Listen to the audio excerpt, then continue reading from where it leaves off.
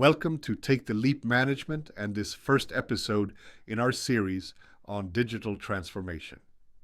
In today's lecture, we will begin a journey that takes us from the earliest ideas of digitization to the profound transformations shaping society today.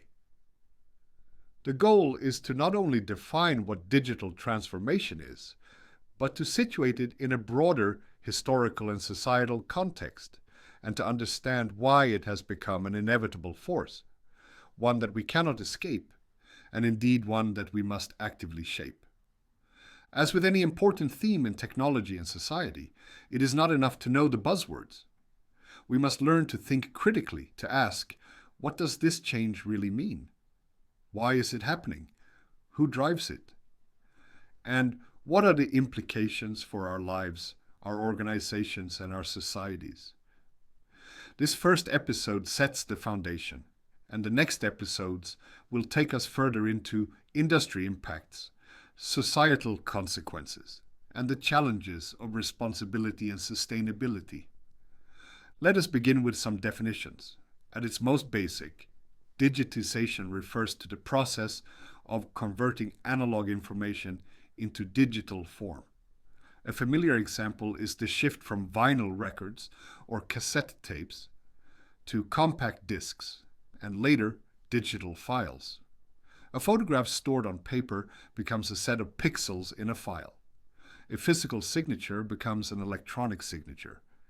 In this sense, digitization is largely technical and operational. But digital transformation goes far beyond that. It is not merely the act of scanning or converting.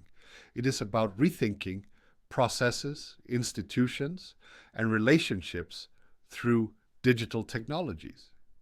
It is about using the digital to enable new ways of creating value, organizing work, delivering services, and even imagining society. When we speak of digital transformation, we are therefore speaking of something that is cultural, structural, and strategic, not just technological. This distinction is crucial. Many organizations believe that by digitizing their processes, they have transformed. But in reality, they may have only digitized the old ways of doing things. Real transformation occurs when the digital allows us to ask new questions, to solve problems differently, and to design new models altogether. It is tempting to see digital transformation as unique, but history reminds us that we have been here before. Let us recall the first industrial revolution, which began in the late 18th century with steam power and mechanization. It was disruptive. It displaced traditional crafts, reorganized labor, and enabled new industries. The second industrial revolution, with electricity, steel, and the assembly line, reorganized not only factories but also society itself, introducing mass production, urbanization, and new forms of consumption. The third revolution, often called the computer or information revolution, brought electronics, telecommunications, and the early stages of digitization. It laid the groundwork for the connected world we live in today. And now we are in the midst of what is frequently called the fourth industrial revolution, a fusion of technologies that blur the boundaries between the physical, digital, and biological spheres. Artificial intelligence, robotics, biotechnology, the Internet of Things, and big data analytics are converging. So, the digital transformation we discuss is not unprecedented, but it is different in scale, speed, and scope. It touches every sector and every individual, from industry to education, from entertainment to government. What then drives this transformation? In the presentation we used as inspiration, 5 forces were highlighted, and they remain central today: the Internet of Things, big data, cloud computing, mobility, and culture. Let us examine each. The Internet of Things, IoT. Increasingly, sensors and devices are embedded in everything around us. Cars, homes, cities, even our bodies. These devices produce continuous streams of data that can be collected, analyzed, and acted upon. The Internet of Things enables predictive maintenance in industry, smart grids in energy, connected health in medicine, and new forms of personalized services for consumers. Big data. Never before in history has so much data been generated, stored, and analyzed.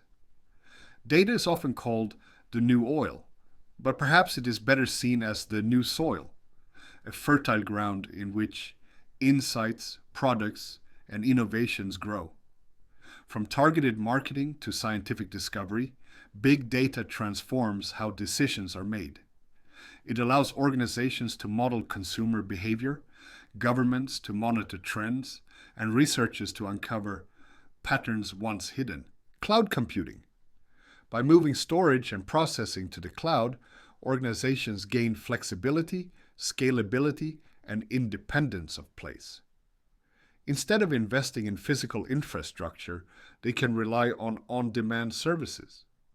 This democratizes access to powerful technologies, allowing small firms and even individuals to deploy sophisticated tools that once required enormous capital.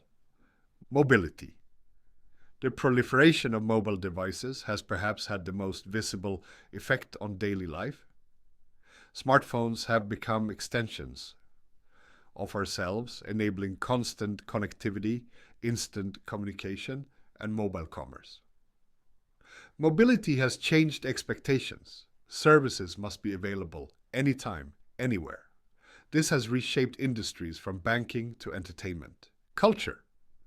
Perhaps the most subtle but most powerful driver is cultural. Digital technology has changed the way we think, the way we interact, the way we organize our social lives. It has created new habits, new norms, new ways of belonging. Culture is not simply adapting to technology, it is being reshaped by it. Together, these drivers create a momentum that is difficult to resist. An important question is who actually drives this transformation? Technology companies certainly play a role. Governments set policies, industries adapt, but ultimately it is people, users, citizens, employees, consumers, who drive the demand. If we reflect on the last decade, we realize that much of the digital transformation has been driven by human expectations. Think about social media. Platforms did not succeed simply because they were technically possible. They succeeded because people wanted to connect, to share, to be visible. Think about streaming services like Spotify or Netflix. Their existence depends on broadband networks and cloud infrastructures, yes, but their adoption was driven by people's desire for instant access, for personalization, for mobility. So while the tools may originate in labs and companies, the real drivers are us. This recognition is important because it shifts the narrative. Digital transformation is not imposed upon society. It is co-created with society. One of the metaphors often used is that the train has left the station. This is a powerful image. It suggests that digital transformation is no longer optional. Organizations and governments that resist it risk becoming irrelevant. Why is it inevitable? There are several reasons. First, economics. Digital technologies improve efficiency, reduce costs, and enable new value creation. No organization can afford to ignore these advantages. Second, modernization. Citizens expect modern digital services. Governments that cling to paper-based systems risk losing legitimacy. Companies that ignore digital channels lose customers.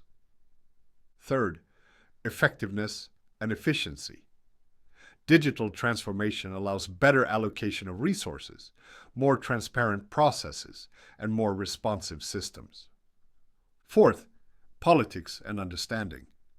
Governments recognize that digital transformation is not just an economic imperative, but also a political one, necessary for democracy, fairness, and citizen participation. Finally, the improvement of the world.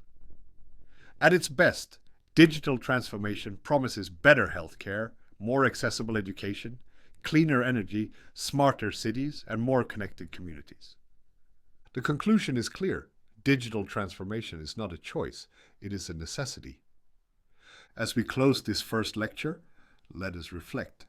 We have defined digital transformation, situated it historically, examined its drivers, considered who truly drives it, and argued why it is inevitable. But the story does not end here. We must ask, where are we going? What will the future look like? What will be the effects on jobs, on industries, on governments, on our personal lives? And how should we prepare? In the next episode, we will look more closely at digital transformation in action. We will explore concrete industry examples, the profound shifts in government and business, the emergence of artificial intelligence, and the rise of a data-driven world. For now, the key takeaway is this. Digital transformation is not just about technology, it is about us. It is about how we, as individuals and societies, choose to live, work, and organize in a digital age. The train has indeed left the station, and the journey is underway. The question is not whether we will go along, but how we will shape the direction of travel. Thank you for joining this first lecture in our series on digital transformation. Remember, understanding digital transformation requires both technical literacy and critical thinking. We must embrace the opportunities while questioning the assumptions, and we must prepare ourselves for a future that is digital in the ways we are only beginning to imagine.